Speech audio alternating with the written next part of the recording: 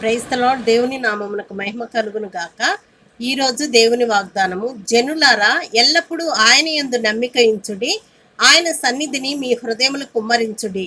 దేవుడు మనకు ఆశ్రయము. కీర్తనల గ్రంథము 62వ అధ్యాయము 8వ వాక్యము. ఎల్లప్పుడూ ప్రభువునందు నమ్మిక ఉంచుడి అని దేవుడు ఈ దినము ఈ వాగ్దానము ద్వారా మనతో మాట్లాడుచున్నారు. ఆఖరిలో జరిగే ప్రార్థనలో మీరు కూడా ఏకీభవించండి.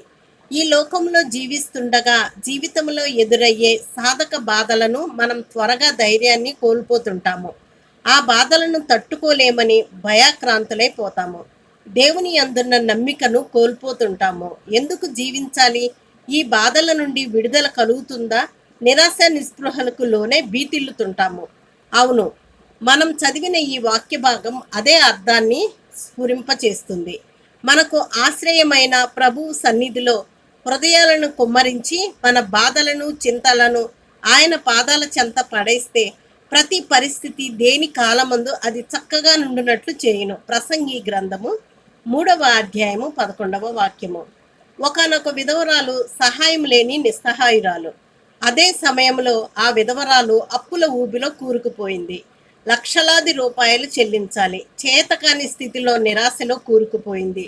ఇక జీవించాలా వద్దా, చావాలా అనే స్థితిలో ఉండిపోయింది. మరో ప్రక్క అనేకులు యేసుక్రీస్తు తన ప్రజలకు సహాయం చేస్తారని చెప్పుకుంటున్నారు. ఏమి చేయాలో పాలుపోక ఒక ప్రార్థనా కూడికకు హాజరైంది. ఆ రోజు ప్రసంగికుడు ప్రార్థనా సమయంలో ఆమె వైపు చేయి పెట్టి పిలుస్తూ ఆమె ధరించిన చీర రంగుతో సహా చెప్పి ఆమె సమస్యను గురించి ప్రార్థించారు.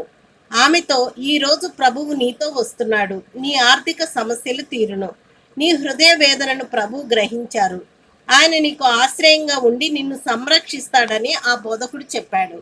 తరువాత 2 సంవత్సరాల పిదప ఆ స్త్రీతో ఫోనులో మాట్లాడారు ఆ దైవజనుడు. అమ్మగారు ఇప్పుడు ఎట్లున్నారని ప్రశ్నిస్తే ఆమె, ఆ రోజు బోధకుడు చెప్పినట్లుగానే ప్రభువు నన్ను అత్యధికంగా దీవించాడు, నా అప్పులు తీరి నెమ్మదిగా నున్నానని చెప్పింది. ప్రార్థన. ప్రేమగల మా ప్రియ పరలోకపు తండ్రి, సకల ఆశీర్వాదాలకు కారణభూతుడైన మా ప్రియ ప్రభువా, ప్రియ రక్షకుడా, ఎటువంటి పరిస్థితి ఎదురైనప్పటికీ కృంగిపోకుండా నీ కృపను నాకు దయచేయండి. అన్ని వేళలా నీయందు నా నమ్మిక సడలకుండా సహాయం చేయమని అడుగుచున్నాను. ప్రభువా, నా కష్ట పరిస్థితుల నుండి గట్టెక్కించి సమృద్ధిని దయచేయండి. అందువలన నీవే మా ఆశ్రయమని రూఢి అవుతుంది. యేసుక్రీస్తు ప్రశస్త నామములో ప్రార్థించుచు అడిగి వేడుకొని పొందుకొని నాము తండ్రి. ఆమేన్.